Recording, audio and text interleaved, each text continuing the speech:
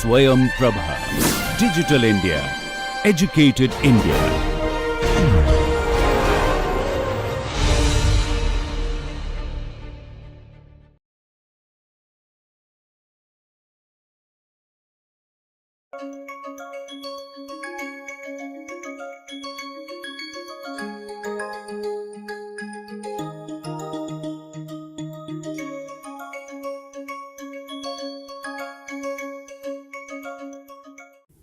How we experience emotion, that mechanism is given in the Natya Shastra, and that is elaborated in many other texts. For rasas to get expressed, you need a cause. That cause is called vibhav. That vibhav result into certain expression, certain symptom. For example, if joke is a vibhav or a cause, laughter or movement of shoulder, these are anubhavs, these are the symptoms. And then there are sanchari bhavs as well, because the laughter can have some finer emotions, emotions of vyang, emotions of helplessness, or emotions of real joy. There can be different flavors, different shades of hasya, and associated to the different shades there are various emotions. These are called sanchari bhav, and combination of vibhav, anubhav and sanchari bhav result into sanyog, and for rasa to get expressed in life, in day to day moments, we need to have that sanyog. So it is through the sanyog bhavas that rasas are manifest, and our ability to experience different emotions and express those appropriately, that is the essence of emotional intelligence. And what can help us to manage emotions? What can help us to decide what is the limit for me to experience a particular rasa in a situation? That decision is done by buddhi, the intellect. So you might recall we have discussed this chariot model of human self, which is taken from the Kathopanishad. It clearly says that senses are like horses of chariot. Rein is the man, the rein with which we control the rein with which a charioteer, and the charioteer who is holding the rein is intellect. The self, the real self, the Atman, is the one which is standing, which is giving direction to the charioteer. Charioteer is like intellect. When charioteer is smart, it can hold man in some way which can direct the horses of senses to the desirable directions. How we can do that? What are the processes which can help the charioteer to give right direction to the horses? What is, how to strengthen the rein, which yoga has many interventions for them. So let us look at how yoga helps in gaining emotional balance. In fact, all 8 angas, ashtang we say, the appendages or limbs, all 8 limbs help us in gaining the emotional balance in their unique ways. Yam and niyam. Yam is the moral instruction and niyam is the self purification process. We have already have a detailed discussion about the yam niyam earlier. Yam set the boundary conditions. Ahimsa, satya, aparigraha, asteya, brahmacharya. These 5 yamas, which essentially are the core principle with which this life, this existence operates, this existence works, only because of these 5 yamas that set the boundary condition.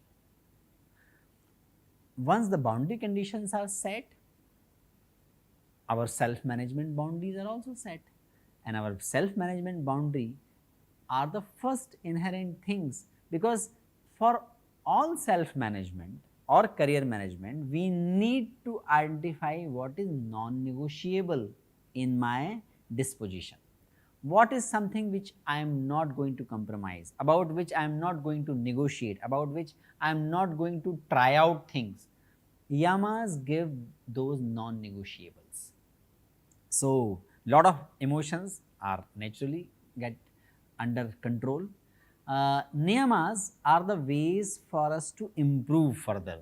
Tap, Ishwar Pranidhan, Swadhyay, Shauch is cleansing, Santosh is contentment, Ishwar Pranidhan is surrender to the universal order.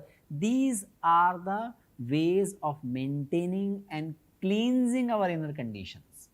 These are not only related to the mind inner conditions, these are not related to cleansing of body, and that helps preparing our inner ambience to manage our emotions. Asana. Asana is a psychosomatic alignment with brain wave coherence. In a very precise definition, we can say this about asanas. Asanas brings coherence in brain waves. These are the things coming out in several studies. Asanas lower the stress hormones and release happy hormones. And in this way, asana can help in controlling emotional balance. Pranayam. We had a complete session on pranayam as well, which is about relaxation and regulation through breathing. We looked at how fascinating this act of breathing is. It is voluntary act, but it is necessary act.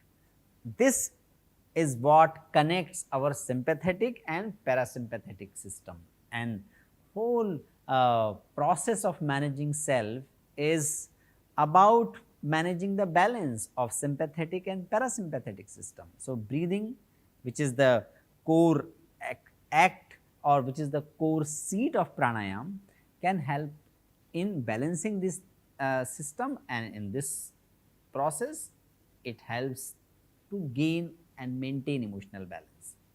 Pratyahar, sense organs, or becoming inward focus in terms of our senses. We looked at in the Pratyahar session, as there are Bahya Indriyas, means the senses which look at outward, so we have intrinsic Indriyas, intrinsic senses. Because of the intrinsic senses, we are able to watch or listen things in dreams, even when our eyes are closed. We may not be in the sleep, in the dreaming phase, we may not be able to listen something which is going on outside, but we can listen something which we are seeing, which is coming in our dream. So, there are intrinsic indriyas.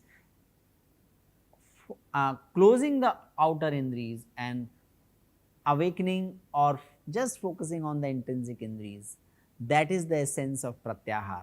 And pratyahar is purposely stepping back our right mode of consciousness, and naturally that helps in gaining emotional balance. How it works, we looked at that whole mechanism in the last session. Dhyan, that is the quieting of mind. This is a great space for the emergence of intelligence. When the external senses are not processed and internal senses are still alert, in that state the dhyan happens, and when dhyan happens, emotional balance naturally comes to our life. Samadhi, we cannot discuss it in great detail about samadhi because it is much deeper experience. Nonetheless, we can say it is transcendent of emotions and individualized cognition. We become available to the universal intelligence in samadhi, the systemic intelligence in samadhi we become aware of. So, we can look at all steps of yoga, all appendages or limbs of yoga helps in gaining and maintaining emotional balance.